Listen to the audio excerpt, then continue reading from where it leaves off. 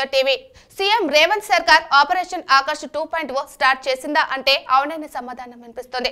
ఓవైపు పార్టీలో సంస్థాగత మార్పులు చేస్తూనే మరోవైపు బీఆర్ఎస్ విమర్శలకు అడ్డుకట్ట వేసేందుకు సిద్ధమైంది. అందుకు సరైన ఆయుధం పార్టీ చేరికలే అని సీఎం రేవంత్ రెడ్డి భావిస్తున్నట్లు సమాచారం. అందుకే మరికొందరు బీఆర్ఎస్ ఎమ్మెల్యేలకు గాలం వేస్తుంది. వీరు కారు దిగేస్తే అది స్థానిక ఎమ్మెల్యేలు బీఆర్ఎస్ పార్టీకి పెద్ద దెబ్బ అవుతుందన్న కాంగ్రెస్ వ్యూహంగా తెలుస్తుంది. దానం నాగేందర్ తో పాటు ఇప్పటికే 10 మంది కారు పార్టీ ఎమ్మెల్యేలు హస్తం గూటికి చేరారు. ఇంకా 16 మంది ఎమ్మెల్యేలు కాంగ్రెస్ లో చేరితే బీఆర్ఎస్ ఎల్పీ విలీనం అవుతుంది. అయితే అంతమంది గులాబీ పార్టీ ఎమ్మెల్యేలు హస్తం గూటికి చేరేందుకు రెడీగా లేకపోవడంతో కాంగ్రెస్ రూటు మార్చింది. ఎంతమంది వస్తే అంతమందిని చేర్చుకోవాలని భావిస్తుంది. ఇప్పటికే మరో 4 బీఆర్ఎస్ ఎమ్మెల్యేలు కాంగ్రెస్ తో టచ్ లో ఉన్నట్లు తెలుస్తుంది. వీళ్లకు రేపో మాపో కండువ కప్పేందుకు హస్తం పార్టీ లీడర్లు రెడీ అవుతున్నారు. వీరితో పాటు మరికొందరితోనూ చర్చలు సాగిస్తున్నట్లు ప్రచారం జరుగుతుంది.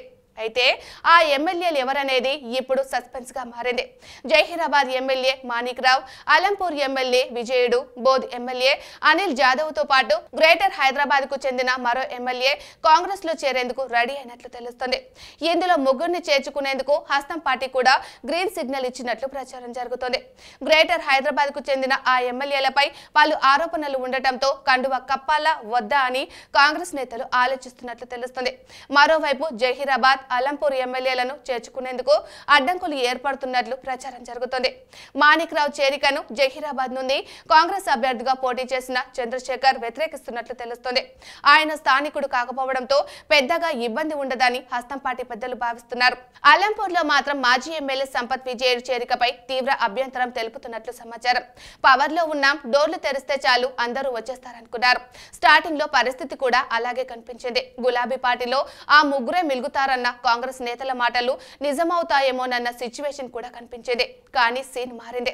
మొదట్లో అధికార పార్టీలోకి వెళ్లేందుకు చాలా మంది బీఆర్ఎస్ ఎమ్మెల్యేలు ఆసక్తి చూపించారు. కొందరు ఓ స్టెప్ ముందుకేసి కాంగ్రెస్ కండువా కప్పేసుకున్నారు. ఇందులో చాలా మంది బీఆర్ఎస్ ఎల్పీ విలీనం ఖాయమనే నమ్మకంతో క్యూల ముందడుగులోనే కారు దిగారని తెలుస్తుంది. కాంగ్రెస్ లో చేరిక ఎమ్మెల్యేలపై బీఆర్ఎస్ న్యాయ పోరాటం చేస్తుంది. దానం నాగేందర్ పై అనర్హత వేటు పడేలా చేసి ఉప ఎన్నిక వచ్చేలా స్కెచ్ వేస్తుంది. ఇదే ఇప్పుడు జంపింగ్ జపాంగ్స్ కు టెన్షన్ పడుతుంది.